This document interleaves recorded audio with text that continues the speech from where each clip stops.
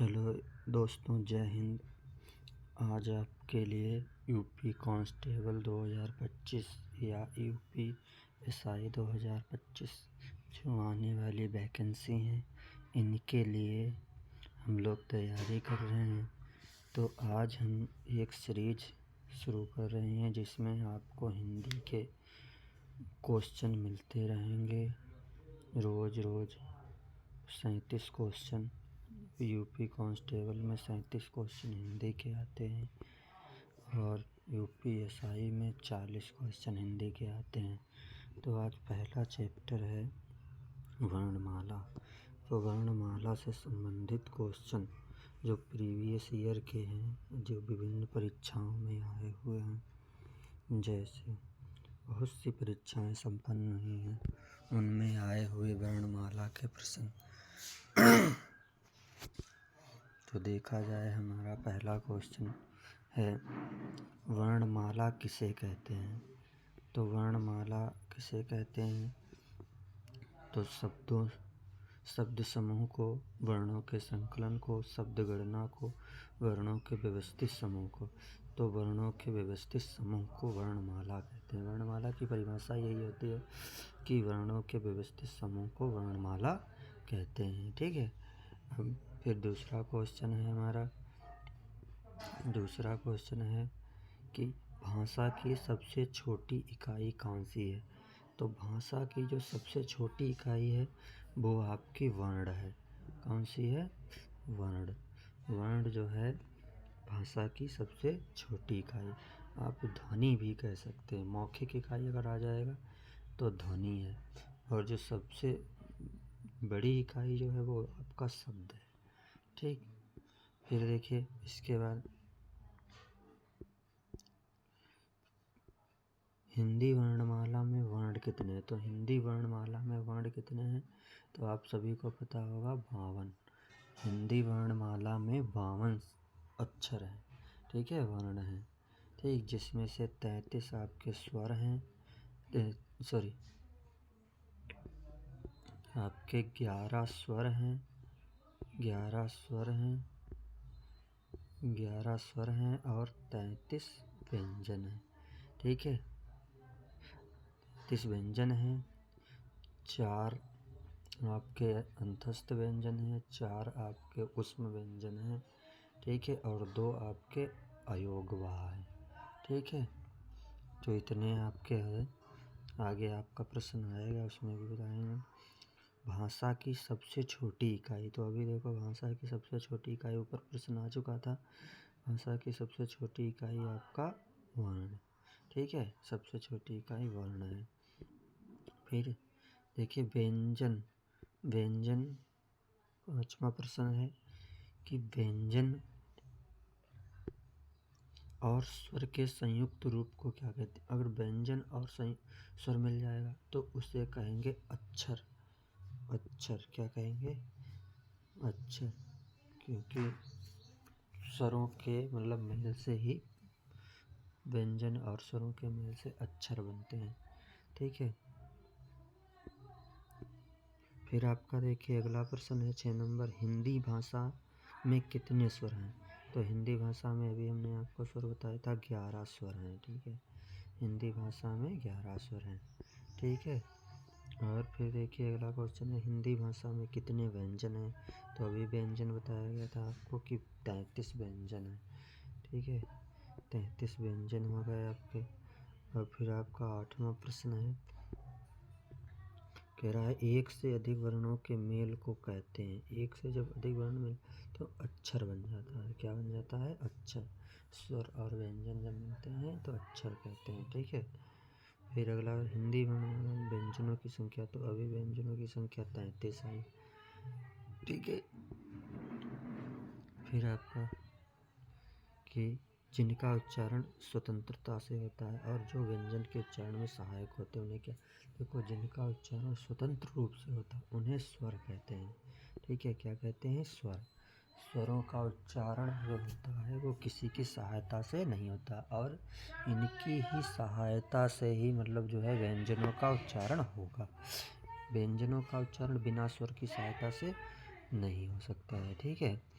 फिर आपका अगला क्वेश्चन है 11 नंबर कि हिंदी में ध्वनियाँ कितने प्रकार की। तो हिंदी में ध्वनियाँ आप सब लोग जानते होंगे 2। कि हिंदी में ध्वनियाँ कितने प्रकार की होती हैं? 2 प्रकार की।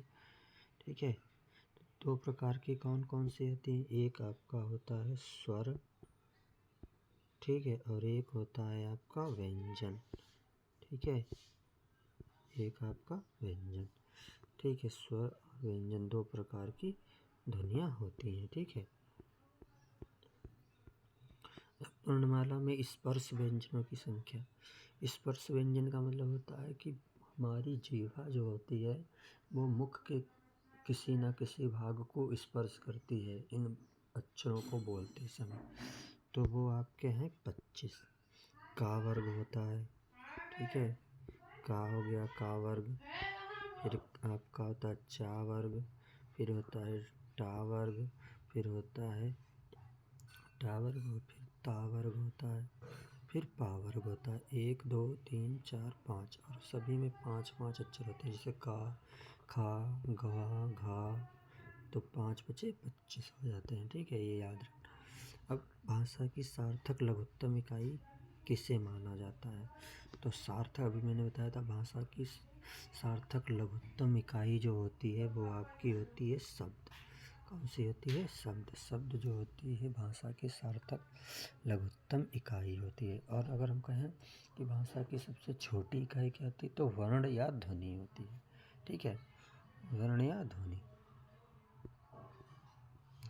अब देखिए, लिपि चिन्हों के क्रमबद्ध समूह को क्या कहते हैं? वर्णमाला कहते हैं अभी।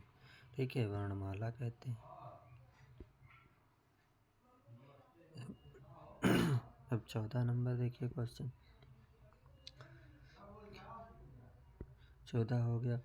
15 वर्णों के समुदाय को क्या कहते हैं? वर्णमाला कहते हैं। वर्णों के समुदाय, वर्णों के व्यवस्थित क्रम को, वर्णों के समूह को क्या कहते हैं? तो वर्णमाला। हिंदी भाषा में कुल कितने व्यंजन? 33 व्यंजन हैं पीछे। शब्द की सबसे छोटी इकाई क्या कहलाती है? शब्द की सबसे छोटी इकाई वर्ण कहलाती है। ठीक है, निम्नलिखित में दीर्घ स्वर कौन सा है? दीर्घ स्वर, दीर्घ स्वर आपका हो जाएगा ई। दीर्घ स्वर कौन कौन से होते हैं? तो दीर्घ स्वर आपका देखिए, दीर्घ स्वर आपका होता है बड़ा, बड़ी ई और बड़ा ऊ। ये आपके दीर्घ स्वर होते हैं। दीर्घ स्वर जैसे बड़ा है, ठीक है, ये आ और आ से मिलकर बना है, और बड़ी ई है, ई और ई से मिलकर बना, छोटा ऊ और ऊ से मिलकर बना, इसलिए इनको दीर्घ कहते हैं। इनमें दीर्घ संधि होती है। ठीक है, दीर्घ संधि होती है, इसीलिए दीर्घ स्वर, दीर्घ स्वर किसे कहते हैं। फिर आपका देखिए,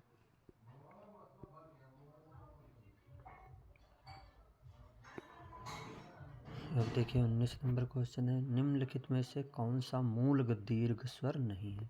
तो अभी देखो होता है कौन कौन सा मूल दीर्घ स्वर होता है। तो आपका होता है बड़ा, बड़ी और बड़ा ऊ। ये आपका मूल दीर्घ स्वर होते हैं। ठीक है, और जो बचा आपका ओ, ये आपका संयुक्त स्वर होता है। संयुक्त स्वर कहेंगे, युग्मक स्वर कहेंगे। ठीक है, तो ये आपका हो जाएगा।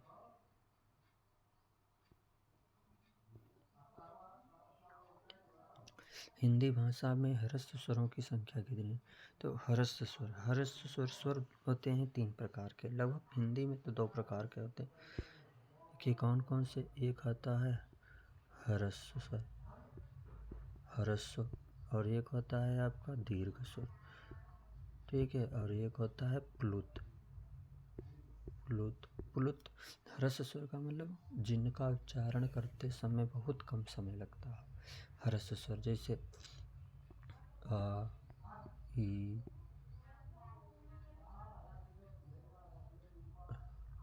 आ, ई, ऊ और एक रिट, ये आपका ह्रस्व स्वर कहा जाता है।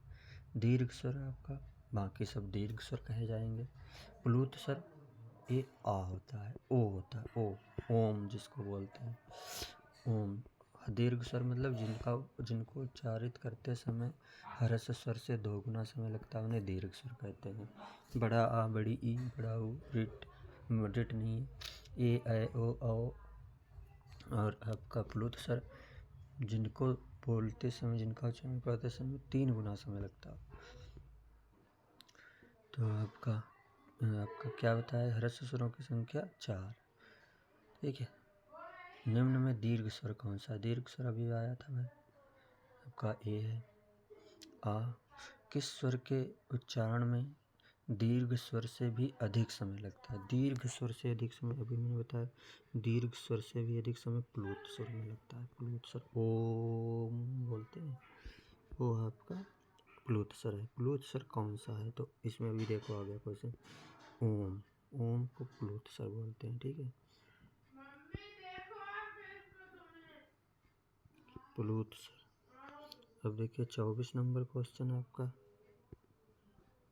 ठीक है, अगर आपको हमारे चैनल से कोई भी ऐसी सुविधा लगती है तो आप प्लीज़ सब्सक्राइब कर लीजिएगा, लाइक कर दीजिएगा, अपने दोस्तों को भी सेंड कर दीजिएगा, शेयर कर दीजिएगा।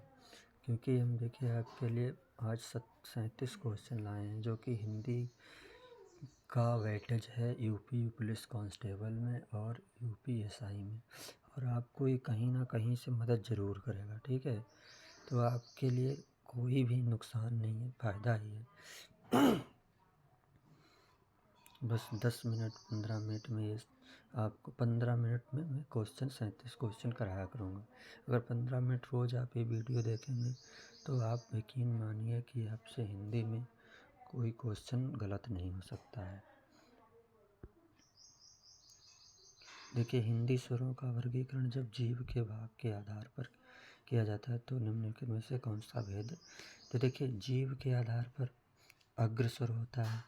ठीक है, अग्र स्वर होता है, मध्य स्वर होता है और पश्च स्वर होता है। जीभ जैसे हमारी आगे जब किसी अक्षर किन्हीं स्वरों का उच्चारण करते हैं तो या तो जीभ हमारी पीछे लगती है, या जीभ आगे लगती है, या जीभ बीच में लगती है। तो इसलिए इसको अग्र स्वर, मध्य स्वर और पश्च स्वर में बांटा गया है। ठीक है, तो ये आपका हो गया। फिर देखिए, मध्य स्वर कहते हैं तो मध्य स्वर केवल और केवल कौन है? आ। ठीक है, मध्य स्वर आ है और अग्र स्वर जो है आपका अ। ठीक है, नहीं सॉरी,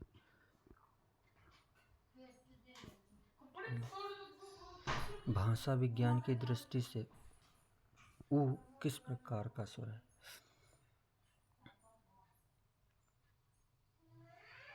तो भाषा विज्ञान की दृष्टि से ऊ जो है, बड़ा ऊ जो है वो पश्च स्वर है।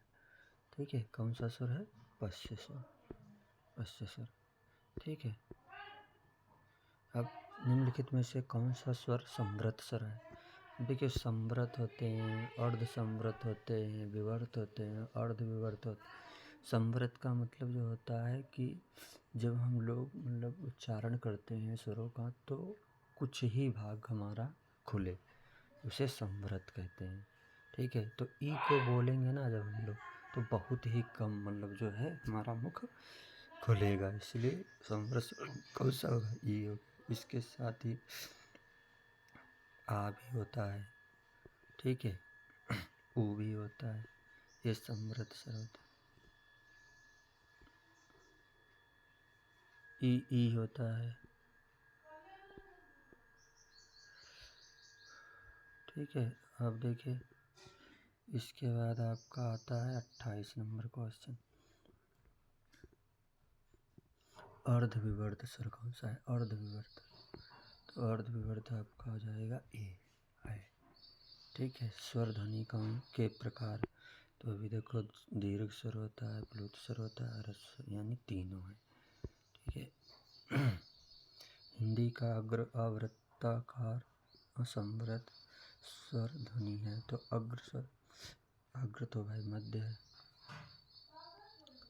तो ई हो जाएगा। क्या हो जाएगा? ई। ठीक है, फिर 31 नंबर, स्वरों के उच्चारण में लगने वाले समय को क्या कहते हैं? मात्रा कहते हैं। मात्रा। मात्रा स्वर को क्या कहते हैं? मात्रा स्वर को समरूप या ग्राफिक कहते हैं।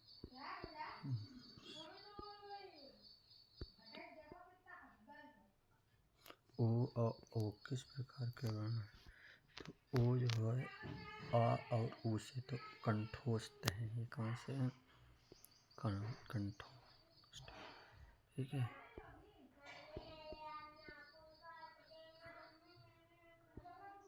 स्वर किसका भेद है? स्वर किसका भेद है? तो स्वर्ण आपका वर्ण का भेद है। किसका भेद है? स्वर्ण जो है आपका वर्ण का भेद है। स्वर्ण आपका वर्ण का भेद है। निम्नलिखित में से कौन सा संयुक्त स्वर नहीं है? तो देखो अभी बताए थे ये दीर्घ स्वर है। ठीक है। निम्नलिखित में से कौन सा स्वर कंठ तालव्य है? तो कंठ और तालु से बोला जाने वाला ए है। ठीक है, डी यानी हो जाए। अब देखिए आखिरी क्वेश्चन है आपका कि